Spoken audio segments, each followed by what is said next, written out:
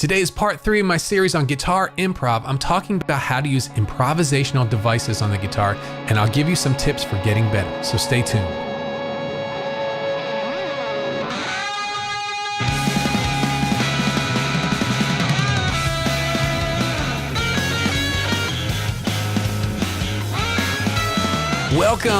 Welcome to part 3 of my series on guitar improv. I'm Lee, and this is the podcast that's determined to make you a better guitar player. No matter if you're just starting out or you've been playing for years, this is the show that will help you become the guitarist that you always wanted to be. So what are some improvisational devices? In this week's audio podcast, I talked a bit about how improv and comedy relates to what we're doing here. I spoke about how comedians have certain devices or techniques that they use in improv that help the show keep moving forward. Well, we've got these kind of things as well for the guitar. And once you're really good with improv, you're moving forward, you may be ready to take it to the next level. Let's talk about some of the different techniques you can use to enhance your improvisational skills. First, and my favorite, we already talked about in episode 2, in part 2, that was changing known guitar licks slightly to make them your own. These don't even have to be your own licks. They could take you could take your favorite lick from someone else, from another player, and you could change it just enough that it's not recognizable anymore, but it still has the same vibe, has that thing that you liked about it in the first place.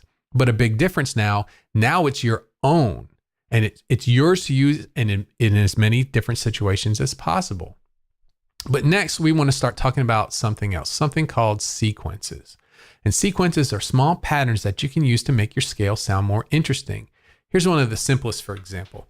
You start on the tonic note of your scale. We're going to use C major scale. Pattern 1. We're going to start on the tonic and we're going to play the first 3 notes. Next, we're going to do the same thing, but we're going to start on a different note. We're going to start on the second note of the scale. This would be a D now. Now we're going to go up 3 from there. Next, we'll do the same thing starting on the third, on the fourth, on the fifth, on the sixth, on the seventh, and then end back on the tonic. Basically, you've taken this small pattern going up 3 notes and you've applied it to different degrees of the scale.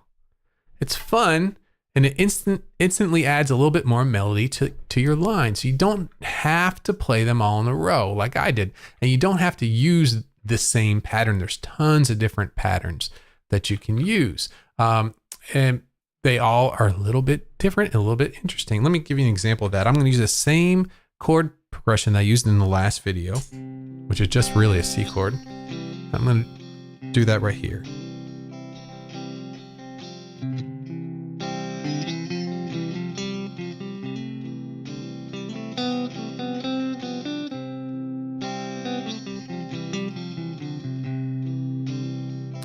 Pretty neat.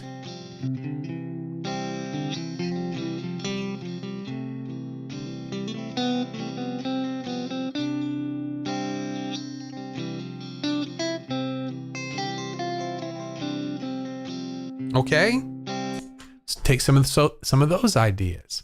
Okay, so how about the next one, arpeggios?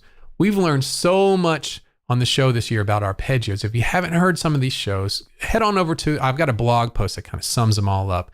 You can go to playguitarpodcast.com/chords, and there you can learn all about chords and how chords and arpeggios are built. So why don't we use some diatonic arpeggios to our advantage while we're improvising? Why not? They're right in the same scale we're using. They're chords from our scale.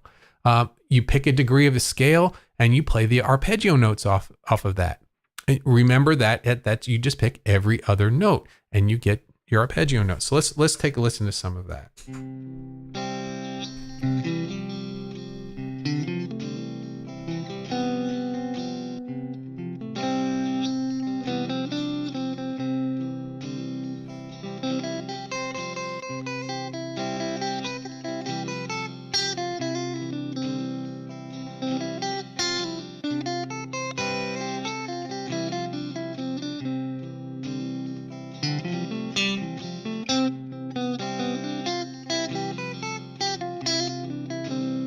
Simple. I just was would pick a degree of the scale and I'd play that note, skip a note, the next one, skip a note, the next one. Those are the arpeggio notes off of that degree of the scale.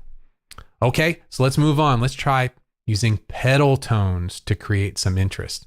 Pedal tones are a lot of fun. In fact, I found myself playing them in one of the things before.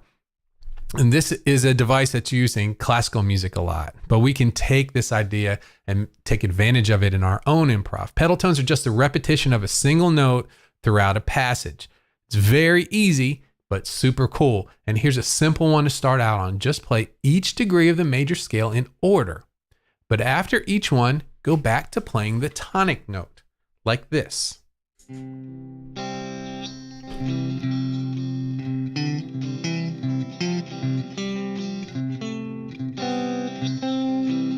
Now I'm going to try it on the high note.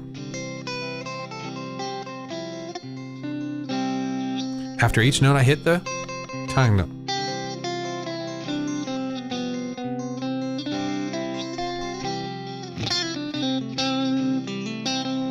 In fact, you don't need to do the tonic note all the time. You could pedal note off another one.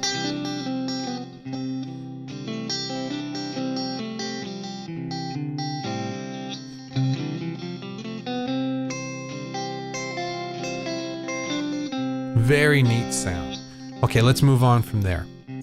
That was very simple. It's very cool. And you can use this one. Actually, let's try it with a pentatonic scale. That would be pretty neat. I'm going to use the C major pentatonic in pattern 1 here. Let's try the pedal using pentatonic.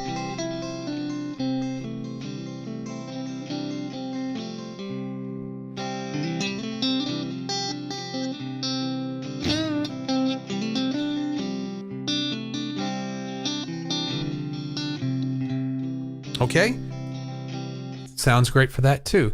So let's move on to the last one that I have for you today. And this is start getting some easy tension in your lines. Everything we've done now didn't have tension. It was very inside sounding. But let's try using something called an enclosure. An enclosure, some players call these surrounds. And the idea with these is that you take a certain note of the scale or the arpeggio and surround it in a certain way.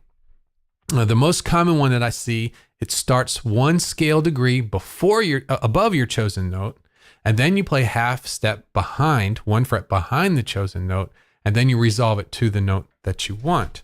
So if this is a C, we play 1 step above, which is a D, half step below. So a scale degree above, which is D, half step below, which is B, and then E. Let's try that on the third. Let's try it on the E note in the C major scale. 1 step above, 1 degree of the scale above is the F, and then a half step below the note is a D sharp or E flat, and then to E. So we put them together. Let's do it for G. The next scale degree is an A, and a half step below is an F sharp. So just doing those, we have all the notes for the first one are inside, but on the E, that half step behind the E is an E flat. That's kind of a minor note. That shouldn't work. But when we play it fast, it resolves nicely. And same with the G. You've got an F sharp right there. Let's play it.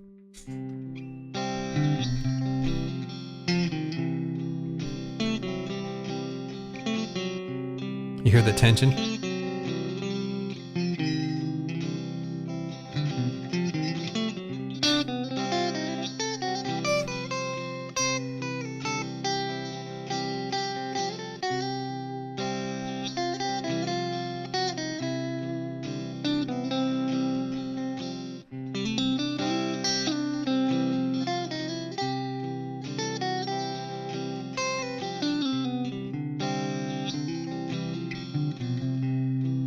Pretty nice, okay?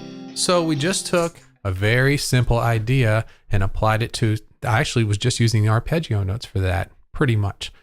Okay, so what are some other tips for getting better at improvising? So you might say, okay, I understand what I'm in for now. How do I keep moving forward in my improv? Number 1, spend some time improvising each day. That's the best way, hands down, to keep moving forward. The more time you spend in different improv situations, the better you get. I suggest that you get a loop pedal for your backing. And here's a few different other reasons why. One, it's very quick. You can put down a simple chord progression really fast and be up and running in no time at all. And also, it's super flexible. So you're working on something and you find that you're struggling over a certain chord. You can quickly isolate that chord. You can just loop that one chord and work on it. I sometimes struggle just to find the right background track too for my practice. And that takes a lot of time to find the right track. And that time I spend searching is time I could be working on my improv. It's very precious time. Also, don't stay on one chord progression or style for very long. Keep changing up your chords, changing up the styles. Keep putting yourself in new situations. Number 2, get out of your comfort zone. Search out players, groups, open mic nights, anything to find others to play with. Improvising with others who can hear the choices that you're making on the guitar and react to them with their own playing. That's awesome. It's so much fun that you can become addicted to it. Jam bands have created a whole style of music where improv is the center of everything they do. That's how much fun it is. Number 3, listen to great improvisers. Let those melody lines get into your thinking. Let your brain take them in and process them. I've had many times where I've been listening to a certain player. I wasn't studying them. I wasn't analyzing, just listening. And then I found that some of what I listened to came out in my playing later on. These ideas that you hear can be used to your advantage later on down the line. Number 4, my last tip is to record yourself. Keep a small recorder or a voice recorder from your phone close to you while you practice. You just might hear something in your improvising that you really like, and it might be worth committing it to memory for later use. All right, so in summary, here's what we talked about. I talked about some devices that can make your improv easier, which is changing licks or using sequences, using arpeggios, using pedal tones, and using enclosures. And I also gave you some tips for getting better. Spend time each day working on improv, getting out of your comfort zone, listening to great improvisers, and recording yourself. So that's it. That's the end of my series on improv. Before we go, I want to remind you about my free video lesson. It's called Get Your Blues Soloing Under Control.